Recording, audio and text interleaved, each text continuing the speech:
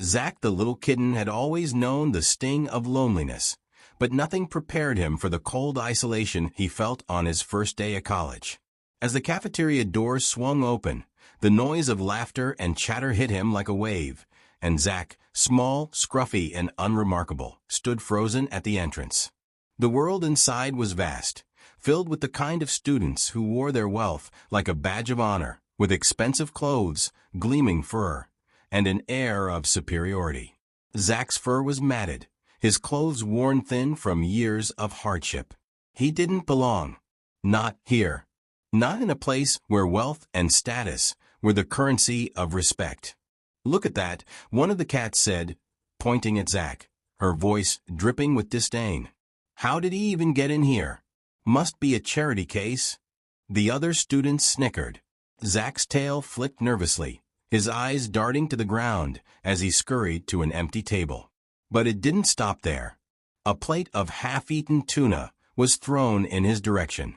It splattered against his fur, causing more laughter to erupt from the group of rich students. "You don't belong here," another cat said, his voice harsh. "Go back to where you came from, poor kitten." Zack tried to brush off the insults, but inside, he was breaking. Each cruel word, each mocking glance, each thrown food item chipped away at his fragile confidence. He felt like a shadow in a place that demanded brightness, a dull whisper amidst voices of luxury. And every day, the loneliness grew. The emptiness of being surrounded by so many but still feeling invisible gnawed at him. But one day, everything changed. She was different. Her name was Jessica. She was the daughter of one of the wealthiest families in town, a little kitten with glossy white fur and emerald eyes that seemed to shine even in the dimmest light. Jessica had everything: money, fame, a perfect reputation.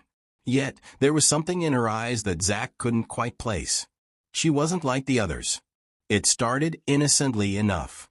Zack was sitting at his usual spot, trying to make himself as small as possible, when he felt a soft tap on his shoulder. "Is this seat taken?" a voice asked, warm and inviting.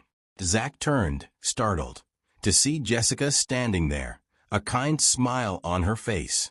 The students around her had already begun to whisper, a few even rolling their eyes. But Jessica didn't seem to notice. She was looking only at him. "And no," Zack stammered, unsure of what to do. "It's free." Jessica smiled and sat down beside him, her presence almost too bright for him to handle. Her fur shimmered in the light, her delicate paws adjusting her tray of food. Zack couldn't understand why she would want to sit with someone like him, someone so insignificant.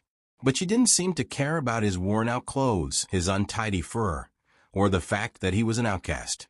"I've seen you around," she said, her voice low, but filled with curiosity. "You don't talk much, do you?"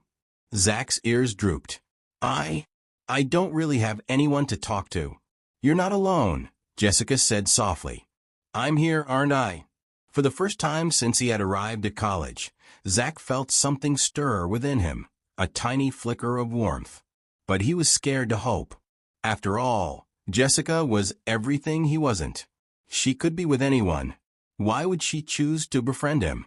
Days passed, and Jessica began to sit with Zack more often. She didn't care about his background, his past, or the way other students sneered at him. She saw something different. Zack started to open up, telling her about his life before college, how he came from a poor neighborhood, how his family had struggled just to survive, how he never thought he'd even make it to college. Jessica listened, really listened, and it was as though her presence somehow lifted the weight he had been carrying for so long. But the other students were crueler than ever.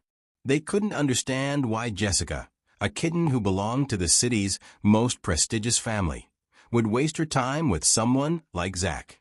Whispers followed them wherever they went, sharp words slicing through the air.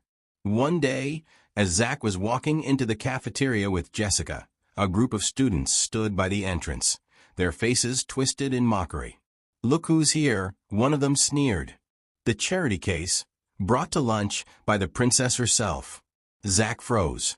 He could feel the old feelings of humiliation bubbling up inside of him. But before he could turn and run, Jessica stood tall, her voice strong and unyielding. "If you have something to say it to me," she challenged, her green eyes flashing with defiance. The students were taken aback by her response. They had never seen Jessica act like this before. But what stunned them most was that Jessica didn't back down. She stood by Zack, her loyalty evident in the way she looked at him. Like he mattered, like he was worthy. From that moment on, everything changed. The mockery didn't stop, but it became less and less meaningful. Jessica's presence gave Zack something he hadn't realized he was missing, a sense of dignity, of self-worth. Slowly, others began to notice. The whispers that once followed Zack turned into whispers of admiration. They saw the way Jessica, the rich billionaire's daughter, was standing by him. The way she believed in him when no one else did. Zack wasn't just the poor kitten anymore. He was the kitten who had earned something far greater than status. He had earned respect. And though the road ahead was still hard, the journey no longer felt impossible. One evening, as they sat together on the college rooftop, watching the stars above, Zack turned to Jessica, his heart full. "You saved me," he said quietly. Jessica smiled, her eyes softening. "No, Zack. You saved yourself. I just helped you see it." The emptiness inside him, the loneliness that had haunted him for so long, began to fade, replaced by something more powerful. The pain of rejection no longer held him captive. He had found his place, not through wealth or status, but through love, loyalty, and the belief that he deserved to be seen. And with Jessica by his side, Zack knew that no matter what the world threw at him, he would never be invisible again. Sometimes, all it takes is one person to believe in you to make the whole world see you differently.